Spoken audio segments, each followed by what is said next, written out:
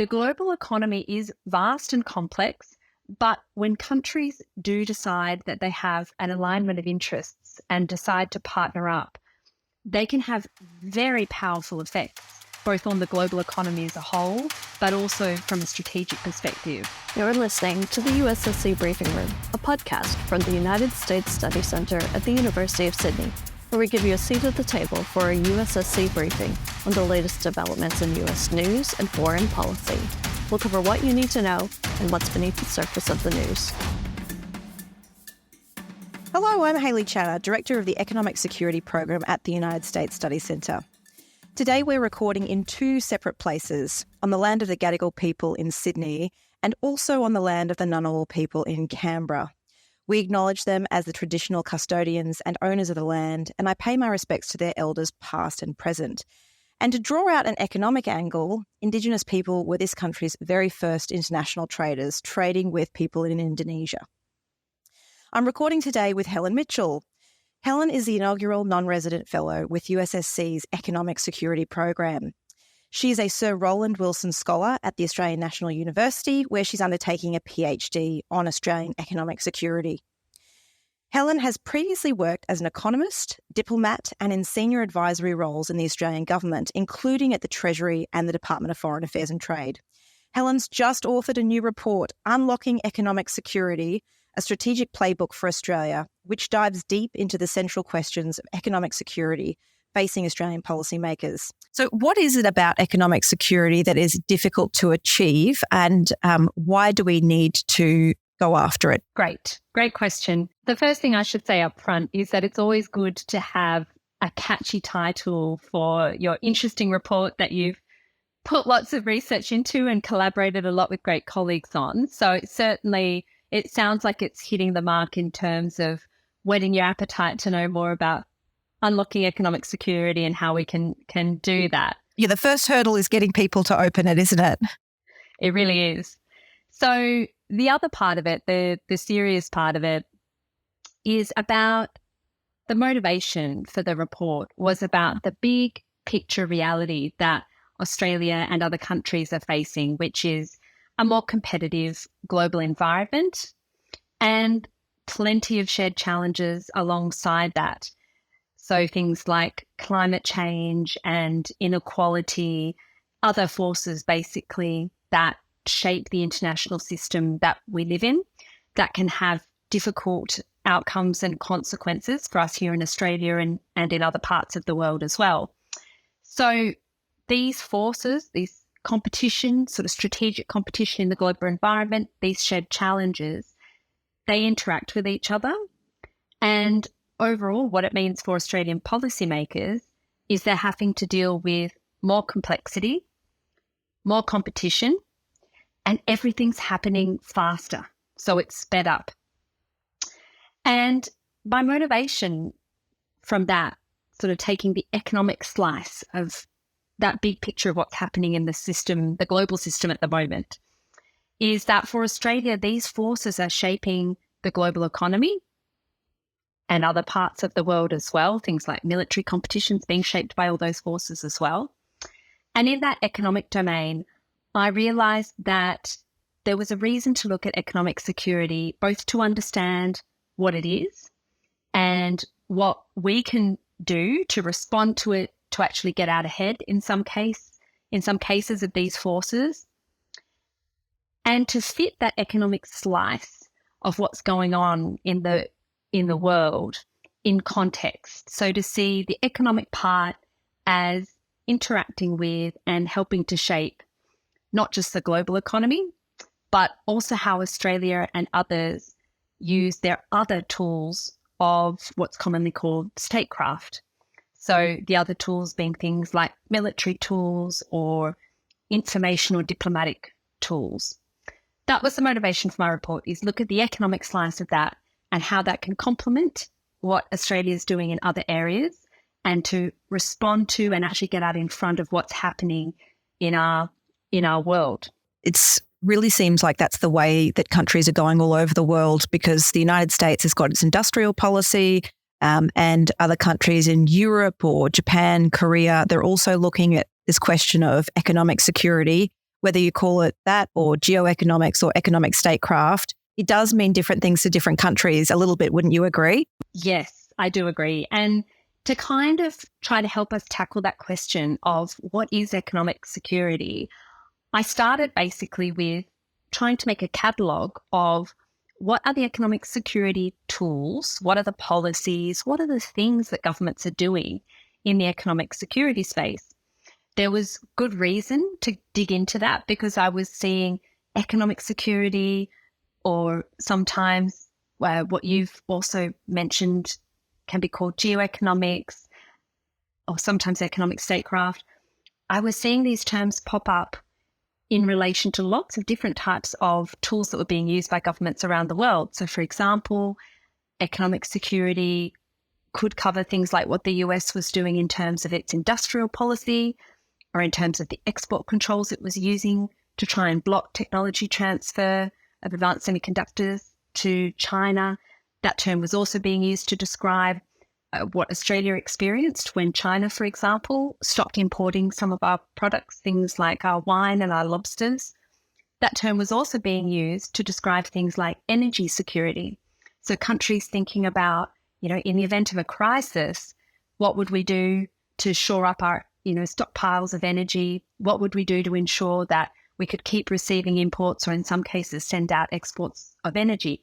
And that term was also being used closer to Australia's home when talking about things like infrastructure investments that were happening in the Pacific.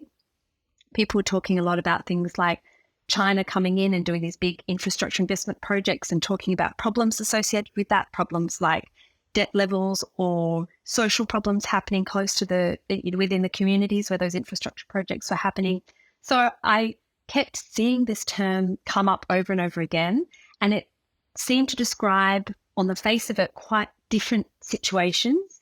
And it felt like an area of opportunity to actually think logically, basically apply some first principles logic to what is the problem that we're trying to solve here. And then linking back to what I said about the motivation for the report and the research I've done behind that. And what does that mean for where we sit in the world and the bigger picture reality that we're facing now and that's coming down the pipeline in the future? So to do that, I started zooming in on what are these economic tools and policies people use. I've just mentioned a couple of examples. And what I do in the report, the economic security report, is I link a thread through all these different types of policies. And I note along the way, as I'm linking these policies together, that these policies have, of course, economic effects, but they're also doing things like they're signaling countries' intent, or they're contributing to countries' efforts to deter others against doing what they don't want them to do, or they're doing things like dialing up the pressure on policymakers in another country. They're also doing things that are both economic and strategic, things like wanting to push ahead their firms and their industries in their country ahead of others. So by looking at the tools and linking that thread between the policies, I came up with this definition of economic security.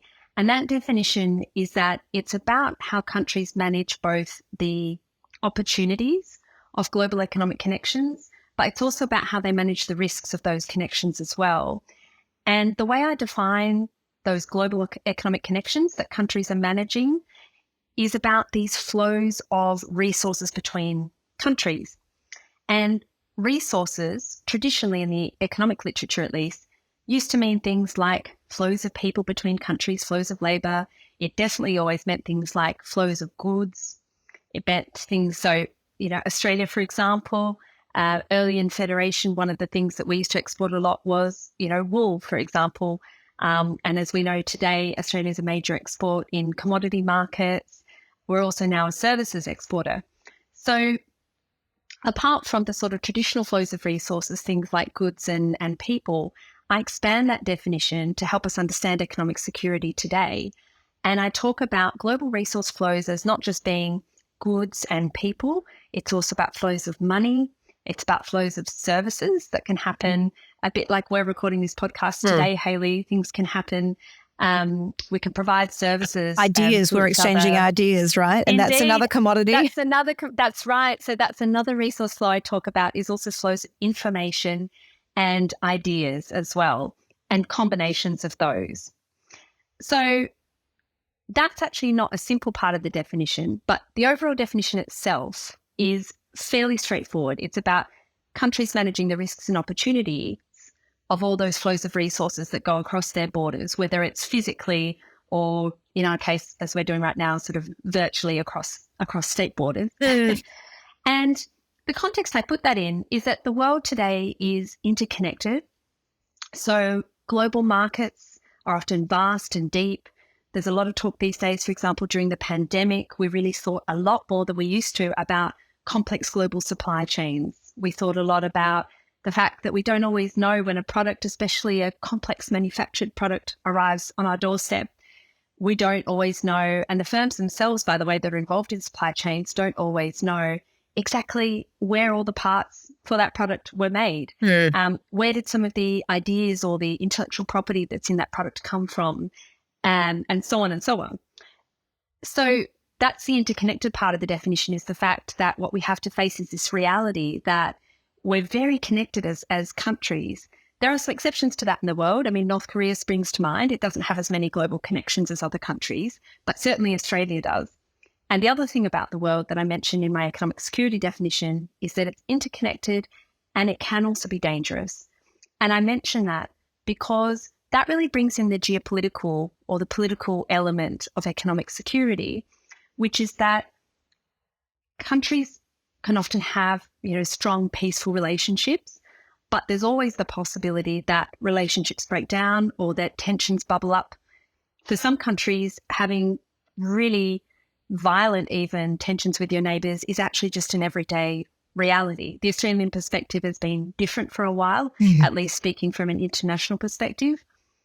But lots of countries deal with that on a daily basis. They wouldn't be shocked by that part of the definition. But I do bring that out in this report because it's important to understand that these economic tools and policies that I'm talking about, they can be used also in recognition of the fact that sometimes we're trying to make the world less dangerous through the use of these economic tools. So by that, I mean, sometimes you're doing things to undergird peaceful relationships. You might decide to sign a trade agreement with a country that you really want to reinforce positive relationships with. You really want to see economic benefits for both sides.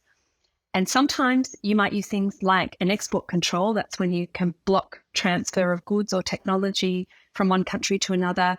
And countries like the US are sometimes doing things like that because they're trying to deter other countries from progressing in certain military capabilities, for example. So that's the definition.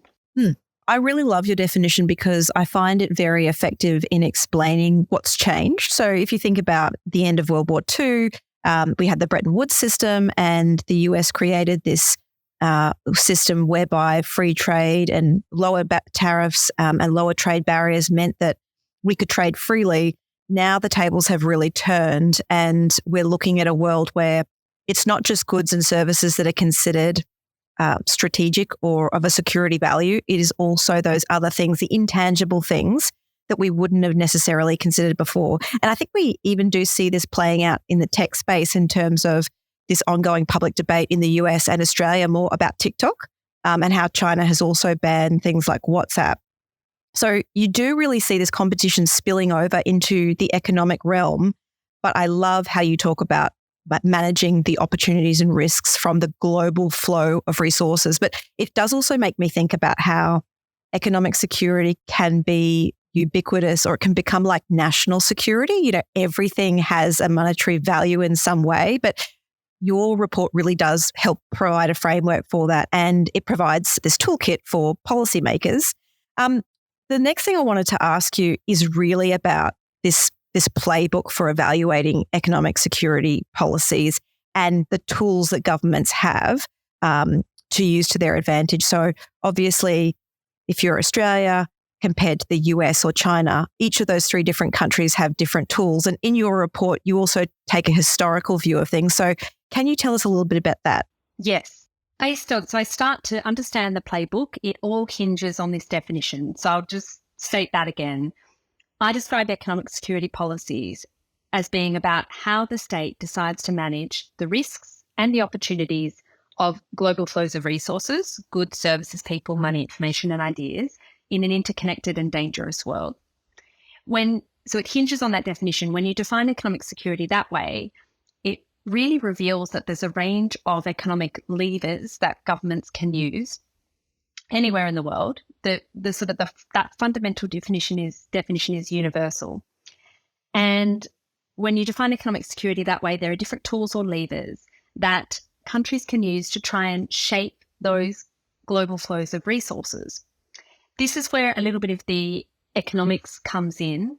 As something that's a little bit different about the research I do and the report I've written is that it's an interdisciplinary approach. So it's to say that the geopolitics is really important for understanding what's motivating countries to use these tools and to understand the kind of geopolitical effects that they can have.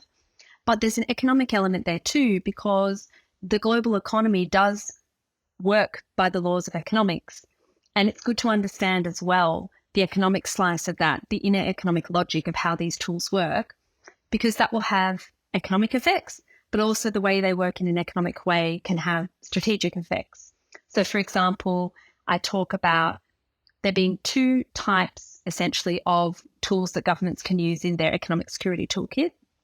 They have tools or incentives which can incentivize more flows of global resources between countries, and they also have tools that can incentivize less, reduce, sometimes even completely cut off global flows of resources. Turning on or turning off the tap, isn't it? Yes, and dialing up and down would be the way I would say it. It's rare, apart from that North Korea example I gave before, it's quite rare to see countries actually try to completely turn off a particular flow of resources. Usually what governments today are trying to do is incentivize a bit more of some or a bit less of others in particular sectors or areas, depending on what their goals are. And a point I make early on in the report as well is that, of course, when governments use economic incentives and levers, as they've been doing for a very long time, they're often trying to do a range of things. Sometimes they're trying to do very domestic-focused things, like they might be trying to reduce unemployment. Sometimes they might be doing things with a mix of motives in mind. They might be trying to put particular industries out ahead of others in the global competitive environment. They might be trying to solve market externalities. I'm thinking here, for example, of the US's Inflation Reduction Act, where they're trying to do lots of things at once. Some of it's environmental goals, some of it's domestic goals, some of it is about global competition in an economic and a strategic sense. So the sort of carrots and the sticks is how I describe them, the carrots being things that encourage more resource flows and the sticks do the opposite. And carrots, therefore, include things like free trade agreements or scholarships, temporary labour mobility programs. In the Australian context, that would be something like the PALM program, for example. Sticks are the opposite side. So that's things like you might use, the US often uses sanctions. Australia experienced, for example, China's bans on our imports, things like export controls that Australia's used for a long time on sensitive technology, or things like travel bans. That can be a good way to think about the sticks in your mind. You know, a travel ban is usually targeted at a certain person or group, you know, and that's a range of measures to say, you know, you can't cross borders, you can't enter a country. That's really the stick part of trying to cut off resource flows. So to get back to the playbook, what I point out in the report is that these policies that alter economic incentives have economic but also strategic, environmental, it can even have demographic effects. It can change incentives for the way people want to move between countries. And some of the effects of these economic tools can actually increase pressure on policymakers in other countries.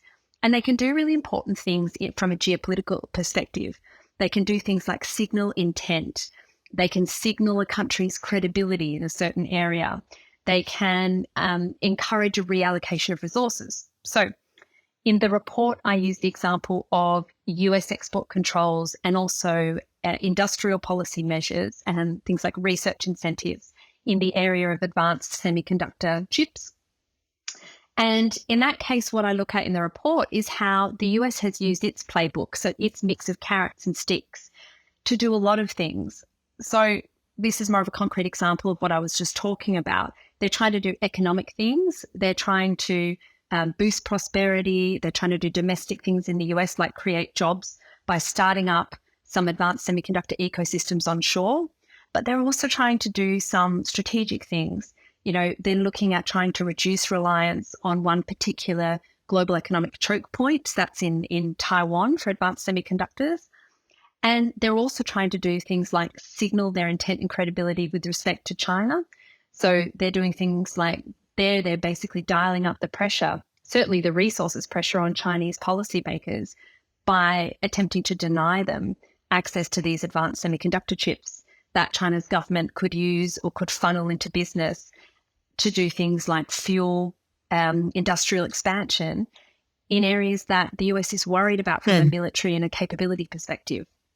So lots of things going on there, but that's one example of the tools that governments have in their own toolkits, which will be individual to each country. So each country will have different things that are palatable domestically. So, for example, in the US at the moment, it's probably mostly popular to do things like startup manufacturing onshore. That can be good from a political perspective, but there might be less domestic appetite to do things like sign free trade agreements. I guess that's definitely. I mentioned that in the report as well. And that will be different, for example, in somewhere like China, where the domestic contract, I guess, that the government has there, the state contract with its people looks different. It's different to Australia, where we're also trying to do different things. And each country as well, they might have certain strategic alignments. I mean, for example, Australia continues to be a very close ally of the United States. But that doesn't mean, for example, that our global economic interests are exactly aligned. No, we have totally different economies, don't we? Yes. And that's a key thing I point out in the report. So I use the word endowments. It's sort of the way economists tend to think about these things. But each country as well is set up with a different set of endowments. Some countries have abundant natural resources that are great for export. Others, their big capability might be a really vast, large labour force with competitive wages.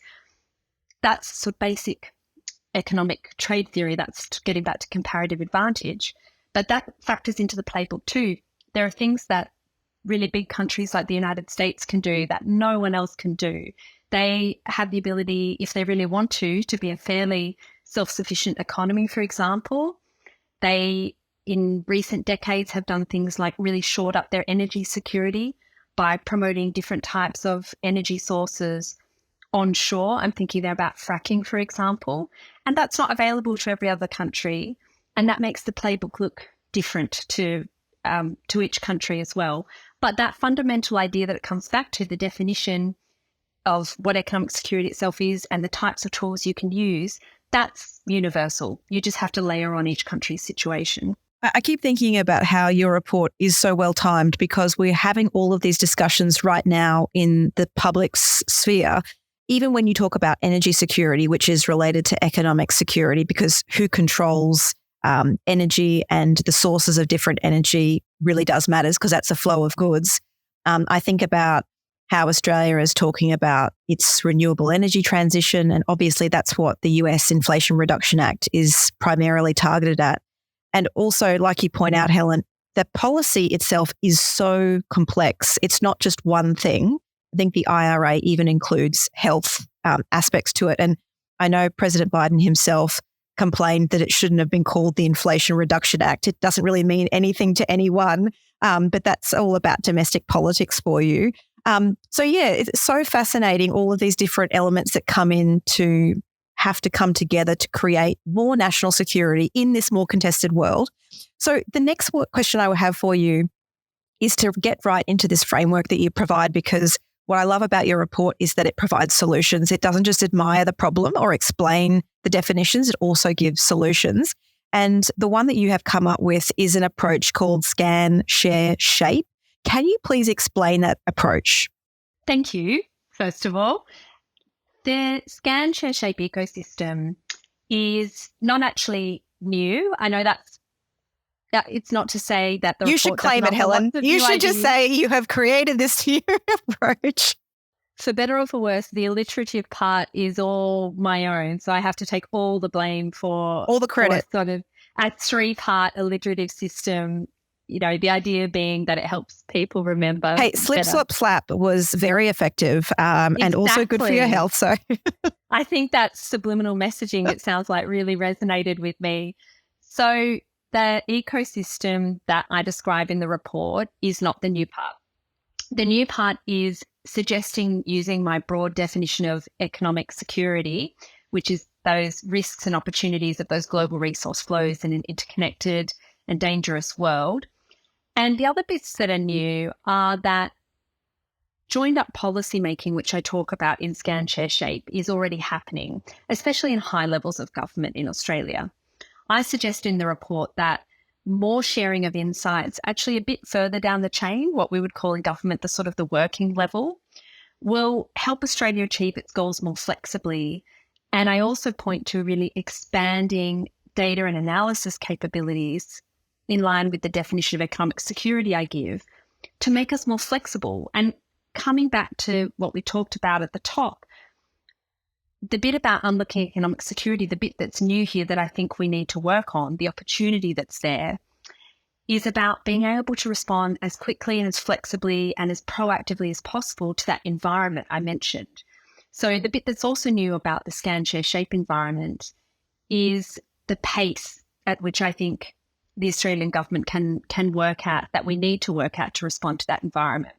So getting actually into what the 3 S's are, I talk about how governments in lots of different parts of government already do quite a lot of scanning of the economic security environment. Scanning means doing things like identifying paths towards desired economic security outcomes. That might be, you might be thinking about, I really want to make sure Australia is an energy secure country. What are the different policy tools and levers I can use to get there?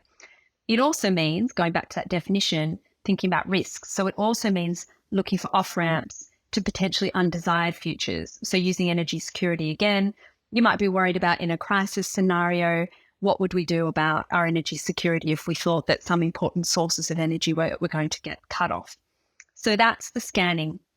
The bit that's new there, because lots of that already happens, the bit that's new there is that I talk about thinking about joining up that scanning with a really broad view of what economic security is, risks and opportunities, and combining lots of parts of government reasonably early on in the policymaking chain of activities. Multi-agency connection points is one model I point to in the report. There could be others and ways to do that. The benefit of doing that and doing more of it is really that you can come up with reports and policy options early on to present to your high-level policymakers. So, for example, things in the Australian system, because as you know, we're Westminster, would usually go up to things like the Secretary's Committee of National Security and go up eventually to the National Security Committee of Cabinet. So the benefit of doing things earlier on in a flexible and holistic way is just that the rich smorgasbord of options you're going to pass up to the high-level policymakers. I like that, the smorgasbord for them to choose from. Yes, it will be richer. So businesses do this a lot these days.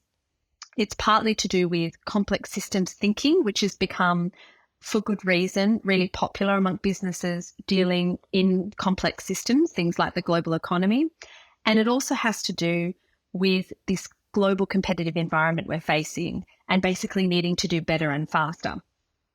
So that's the sort of scanning environment. And in the report, I highlight that something that's also new that we could do more of is analysis and data capabilities. So centralizing more data on global resource flows, both now and in the future, what that could look like, and then analysing that.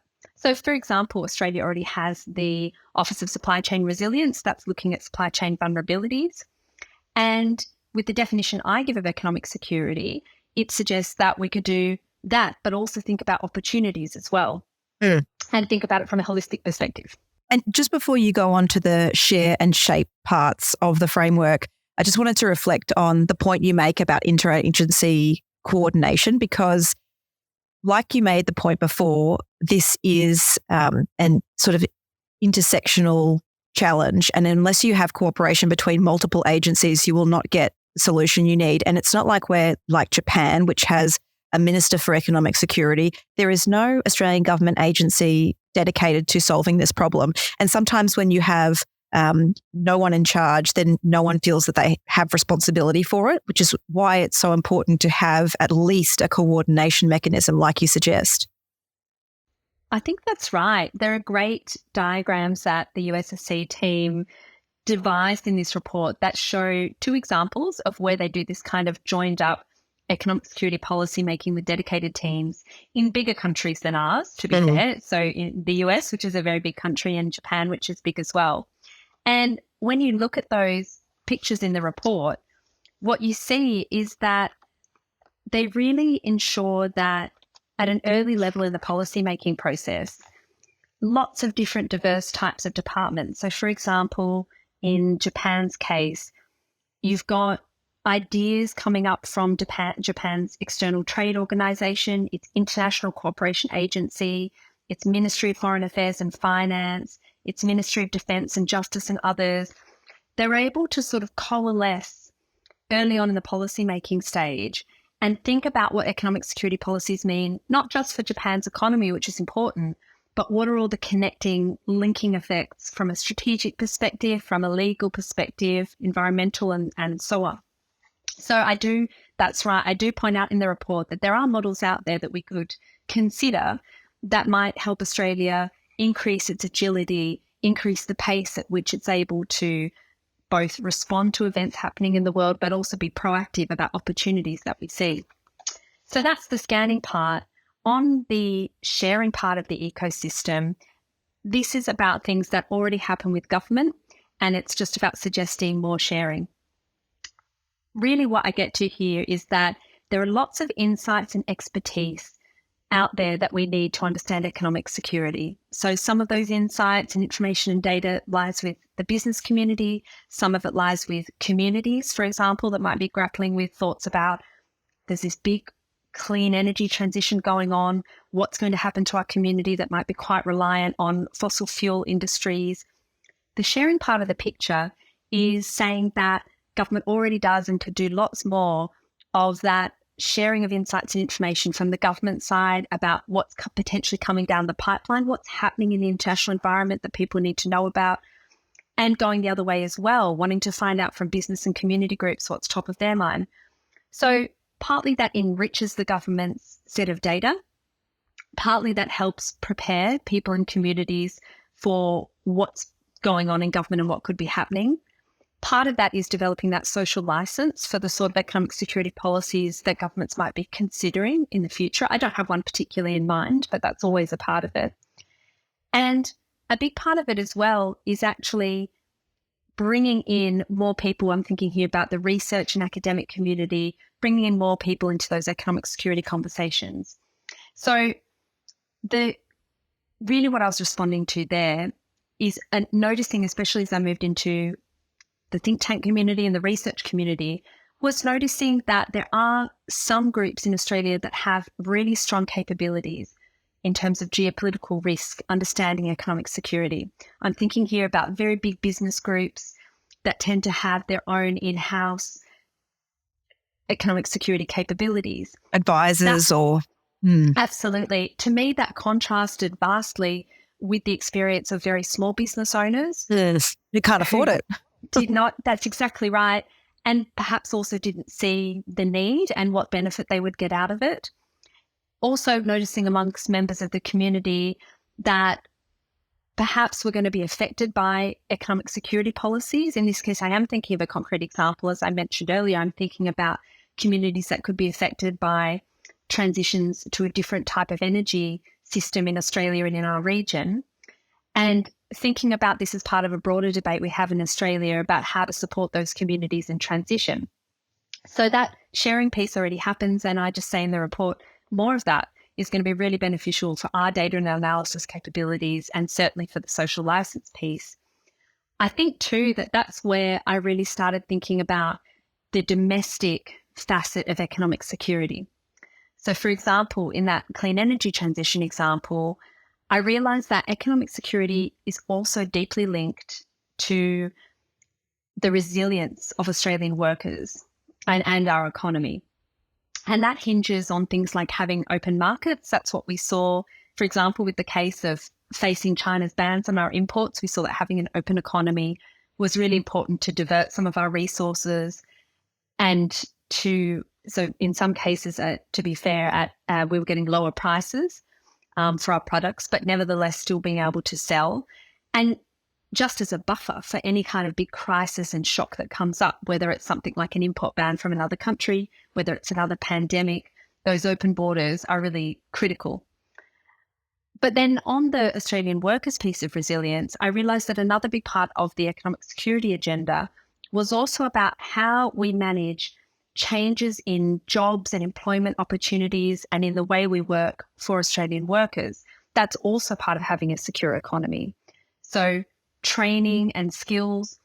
We've seen in other big transitions that we've faced in the world that if you don't bring workers along, so if people can't transition to other jobs, it's absolutely devastating. So I bring that into the economic security agenda as well, talking about the policies Australia needs to boost its productivity, which will also boost our economic capabilities, and ensuring that research incentives and skills and training are there to help people transition as well.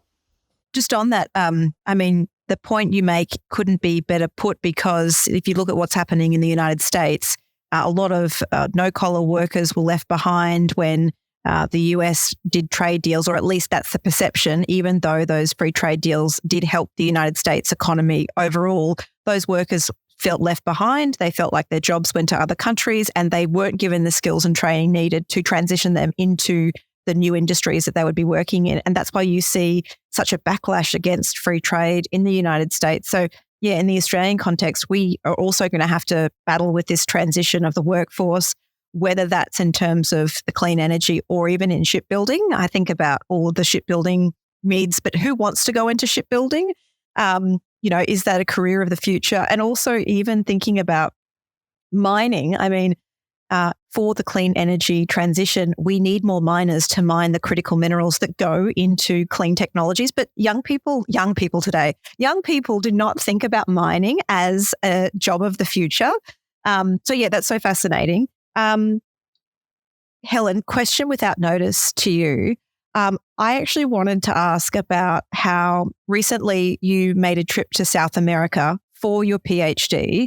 And I want to ask you why. Why did you go to South America? What was the purpose? Because that might not be something that people would think about in terms of economic security.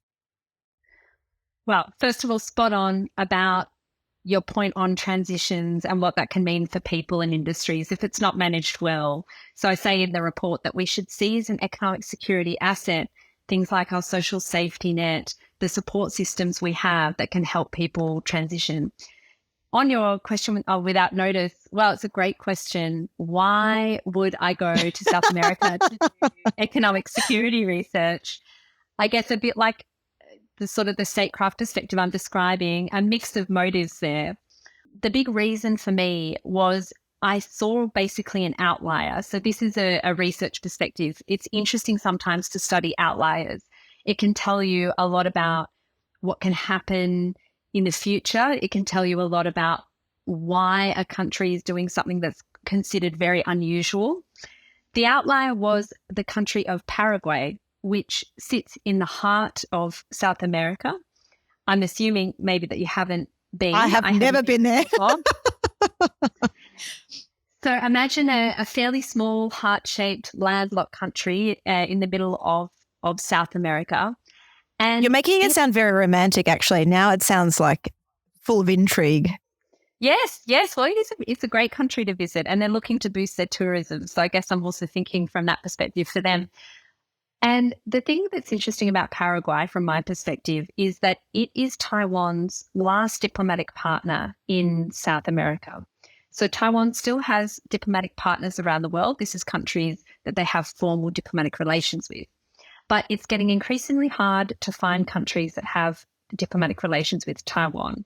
That goes back, it's a long history between China and Taiwan, as we know. But basically, following the civil war in China, there was a rule that China imposed, which was that countries had to choose whether or not to have diplomatic relations with either China or Taiwan. They couldn't have both. And over time, for lots of reasons over time, countries have tended to choose China over Taiwan. That's been the overwhelming trend in the decades since 1949. There's only about 5 countries or something left, like a handful of countries, one in the Pacific, I think the Vatican. Yes, the Vatican is one of them. More than that, actually. So we're around a dozen. But you're right to say, so Nauru in our region in the Pacific recently shifted, but there are still 2 diplomatic partners left in the Pacific for China. So I was interested in one of these outlier countries that still recognizes Taiwan. Why? What's going on there? What is this close relationship? And partly it was because on face value, Paraguay is a small country, as I said, in the heart of South America. And it's actually what's called the antipode. I don't know if I'm saying that right. That's correct. Yep. Yes, thank you. The antipode to Taiwan. So if you thought about the globe and if you had a sort of a plastic ball and you sort of stuck a skewer through, you would get from Taiwan on one side almost to Paraguay on the other. So what sort of on earth is undergirding that relationship? And I wanted to know specifically what the economic slice of that was. And look, I mean, that's sort of research that's yet to be published, but the economic slice is very important. And I'm also discovering with that story that it's a story of partnerships. And that really links back to Australian interests these days in global partnerships, because something that I mentioned in this report is that the global economy is vast and complex, but when countries do decide that they have an alignment of interests and decide to partner up, they can have very powerful effects, both on the global economy as a whole, but also from a strategic perspective. So I'm thinking here, for example, about when countries decide to do things like share data and share capabilities, or when they decide to actually commit to rules like free trade, for example, the World Trade Organization. These can have mammoth effects in both an economic and strategic perspective, but it does depend on managing what can be relationships with competing incentives and different interests. It does require a lot of communication. So that's certainly a big part of the diplomatic statecraft piece. But to finish on Paraguay, I really learned there that even though China, for example, has very powerful economic tools at its disposal, that doesn't always get you all the time exactly what you might want. In this case, China wanting to have a diplomatic relationship with Paraguay. So there is real cause for thinking both about partnerships and about economic tools alongside these other tools that I mentioned, things like diplomatic tools of statecraft. Sometimes military tools are appropriate to actually, in Paraguay's case, push on with the relationship that it wants and the commitment that it wants to Taiwan. There's so much pressure on smaller developing countries, I guess, to choose because the opportunities can be limited, and sometimes when they choose one country, they're saying no to another. It does increase the tensions, which is such a shame because it's a shame to see development assistance become politicized, but that is just the world we're living in. Okay, Helen, every podcast we like to finish with a by the numbers. So do you have a stat or a figure that you'd like to talk about in relation to your report or just generally? Well, if you don't mind, I'm going to be just a little bit cheeky. Please do. So I might actually, if you don't mind, give 2 numbers. I do like numbers, and they are close to my heart. You are an economist. Yes, I can't avoid that. Although I will say I did manage in this report I didn't use any charts. So if anyone out there is not a chart lover. Well, you're disappointing all the economists that are going to read your report, but okay. That's been the story of my PhD, Hayley, but that's a story for another day. So fear not, there are no charts in this report. The first number is a sobering number, and it's the number 10, which is the number of conflicts that the International Crisis Group suggests that we watch this year in 2024. They said at the beginning of this year that 2024 began with wars burning in Gaza, Sudan, and the Ukraine, and that peacemaking was in crisis. And they cautioned that worldwide diplomatic efforts to end fighting are failing. they say that more leaders are pursuing their ends militarily, believing that they can get away with it. So I do mention this sobering number because it links back to the motivation for this report, which is that economic tools have this role to play in deterrence and in stabilising regions. They're just part of the toolkit, but we really need all the levers that we have. Then my second number is a brighter number, and it's the number 6. I'm just opening the Unlocking Economic Security report here to page 15. So 6 is the number of types of flows of resources that I talk about in the report as flowing between countries today. And I mention that because the report actually has a real optimistic undertone to it, which is that there are ways that we can shape our global environment that is more competitive, that is more complex, that's moving at a faster pace. And the economic tools are one slice of that. So we have these 6 global resource flows that we can think cleverly and carefully about how to dial up and down the incentives that affect those flows between countries to do things like make our region more food secure or to help drive the clean energy transition for our regional partners and our allies. I do see agency here for us and our region. Wow, Helen, those 2 numbers actually to me tell me how complex the situation is that we confront. 10 conflicts, 6 different resource flows. It shows you that we're in a more competitive, more complex, competitive as well, environment. Thank you so much for speaking with me. Congratulations on your report. For anyone interested, they can visit our website, download a copy of your report. It integrates all of the best ideas and the key takeaways harvested, I'm going to say, from your PhD. So if people that don't have time to read a PhD but want all of the gold nuggets, download Helen's report. And just to wrap up, if you're interested in hearing more about this topic, our CEO, Dr. Michael Green, is a co-host of the Asia Chessboard podcast. In February, he recorded a podcast with our senior economic advisor, Dr. John Kunkel, on Australia's economic future. That's a really good episode to understand more. And also you can check out some of USSC's podcasts that are from our live events. So thank you so much for joining us, and I hope you'll